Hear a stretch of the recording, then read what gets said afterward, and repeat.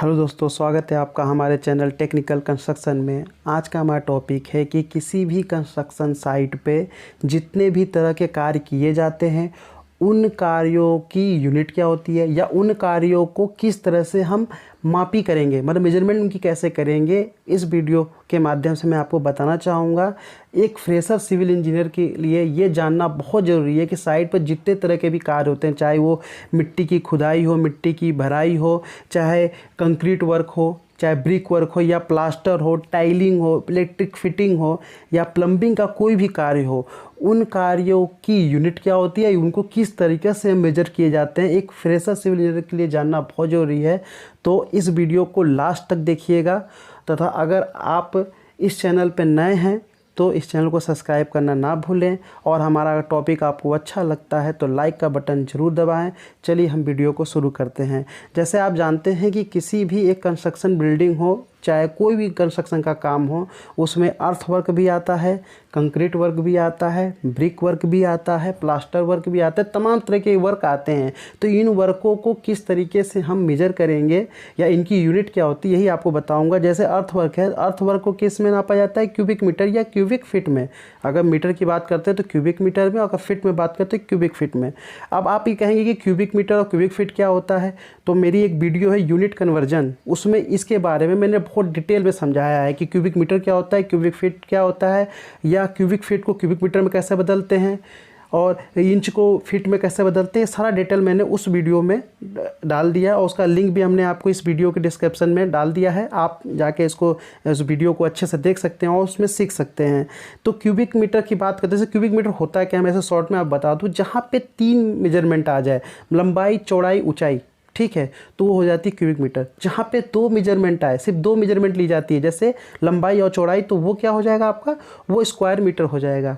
ठीक है, square metre, square feet हो जाएगा, स्क्वायर इंच हो जाएगा। और जहाँ पे सिंगल माप की बात आती है तो वहाँ पे सिंगल माप मतलब सिर्फ रनिंग मीटर हो गया, रनिंग फीट हो गया, ये आता है। तो हम आपको बता रहे हैं कि अर्थ वर्क को किस में नापा जाता है, क्यूबिक मीटर में नापा जाता है। कंक्रीट को किस में नापा जाता है, क्यूबिक मीटर में नापा जाता है। ब्रिक वर्क को किस में नापा जाता है, क्योंकि ब्रिक वर्क कैसे नापते हैं, लंबाई, चौड़ाई और ब्रिक उसकी मोटाई। लेकिन ये 9 इंची, कहीं कहीं आप एक चीज़ ध्यान दीजिएगा कि 4 इंची की अगर वाल है तो 4 इंची के वाल को किस में नापते हैं, हम स्क्वायर मीटर में नापते हैं, स्क्वायर फिट में नापते हैं।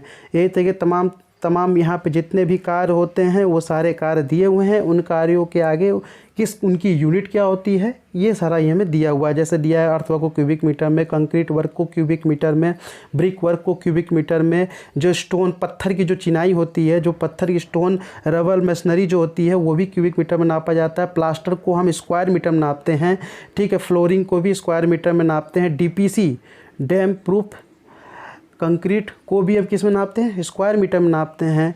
स्टील वर्क, जितने भी स्टील वर्क होते हैं, चाहे आप सरिया की बात कर लो, चाहे घरों में रेलिंग लगाते हो, स्टील लगाते हो, ऐसा स्टील लगाते हो, सारा किलोग्राम में नापा जाता है, केजी में नापा जाता है। इलेक्ट्रिक और प्लम्बिंग वर्क को किस में नापा जाता है, पॉइंट में, नंबर में और रनिंग मीटर में। पाइप को रनिंग मीटर में और आपको स्विचेस को, बोर्ड को, ये सब को किस में, पॉइंट में। तार को रनिंग मीटर में नापा जाता है।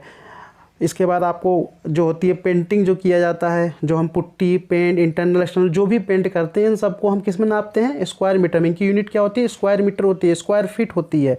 तो ये तमाम तरह के वर्क दिए हैं। अब आगे हम आपको बताएंगे कि इनका डिटेल में, कि एग्जाम्पल देते हुए कि समझाएंगे कि कैसे अर्थ वर्क को नापा जाता है, कैसे कंक्रीट वर्क को नापा जाता है, कैसे ये यूनिट निकला, ये सारा चीज़ आपको एग्जाम्पल के साथ बताऊँगा। तो आगे ये है, जैसे आप ये देख रहे हो कि पिक्चर में आप देख रहे हो कि एक क्या नाम है कि बड़ा सा ये गड्ढा खोदा हुआ है, ठीक है, अर्थवर्क है। अब इसमें हम मानते हैं कि हमको अर्थवर्क इसका निकालना, अर्थवर्क मान लीजिए इसकी हमको फीलिंग निकालनी हो, चाहे इसकी एक्सकेवेशन निकालनी हो। मान लीजिए अगर फीलिंग एक्सकेवेशन निकालनी हो, जैसे आप देख रहे हो कि यहाँ पे खुदी हुई है, एक खुदाई हुई है, अगर इसकी एक्सकेवेशन निकालें तो कैसे निकालेंगे। अब ये देखिए, ये आपकी क्या हो गई, ये हो गई आपकी चौड़ाई, ये आपकी क्या हो गई, ये हो गई लंबाई, ठीक है। और ये आपकी क्या हो जाएगी, ये जो रहेगी वो ऊंचाई।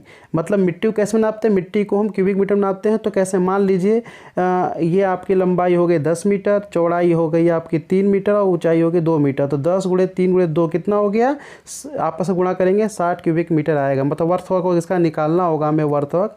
तो अर्थवर्क निकालेंगे तो कैसे, अर्थवर्क कितना निकलेगा, 60 क्यूबिक मीटर। मतलब 10 हो गया हमारा लंबाई, 3 हो गया अपना चौड़ाई और 2 हो गया इसकी ऊंचाई। तो इन तीनों का आपस में गुणा करेंगे तो ये हमारा क्या होगा, अर्थवर्क निकल जाएगा। ठीक है, दूसरे पे आते हैं। अब आता है कंक्रीट वर्क। कंक्रीट वर्क बहुत है। कंक्रीट वर्क 2 तरीके से होते हैं। एक होता है आपका पीसीसी और एक होता है आपका पीसीसी, एक होता है आरसीसी।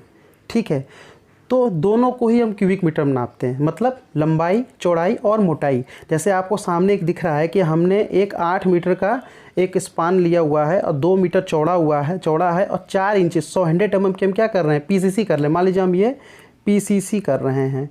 तो इस पीसीसी का अगर हमको मेजरमेंट निकालना हो तो कैसे निकालेंगे, कैसे नापेंगे। मान लीजिए एक हमारा 8 metre by 2 metre by 100 mm का अगर कोई ब्लॉक रखा है, उसको हम कैसे नापेंगे। वो पीसीसी का ब्लॉक है तो कैसे नापेंगे।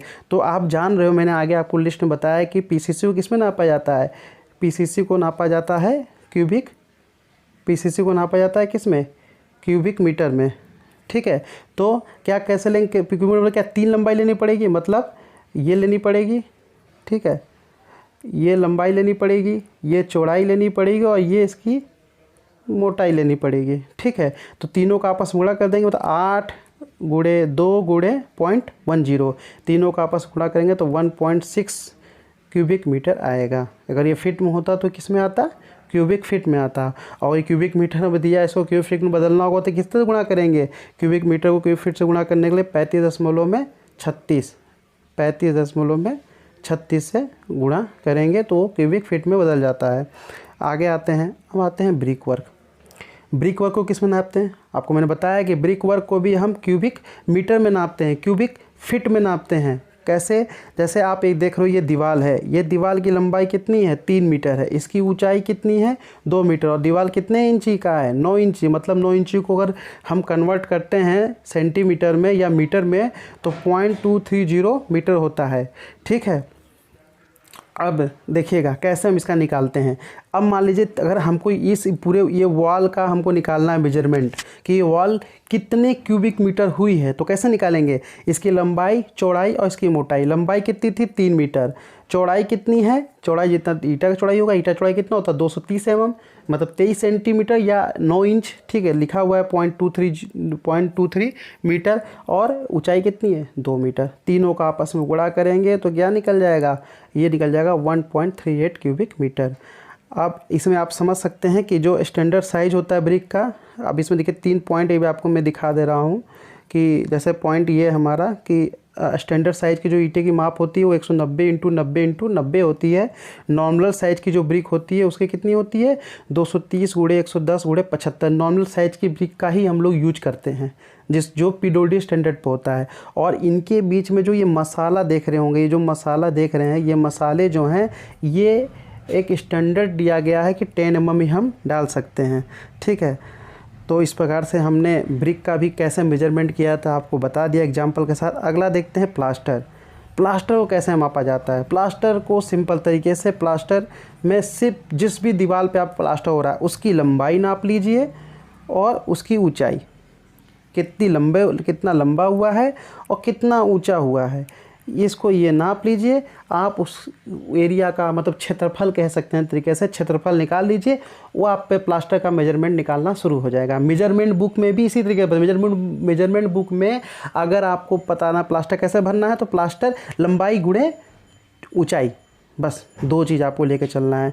ठीक है, जैसे मान लीजिए ये लंबाई 10 मीटर दी हुई है और इसकी ऊंचाई जो है वो 5 मीटर दी हुई है, दोनों का आपस गुणा करेंगे तो 50 स्क्वायर मीटर हमारा क्या हो जाएगा, प्लास्टर हुआ है।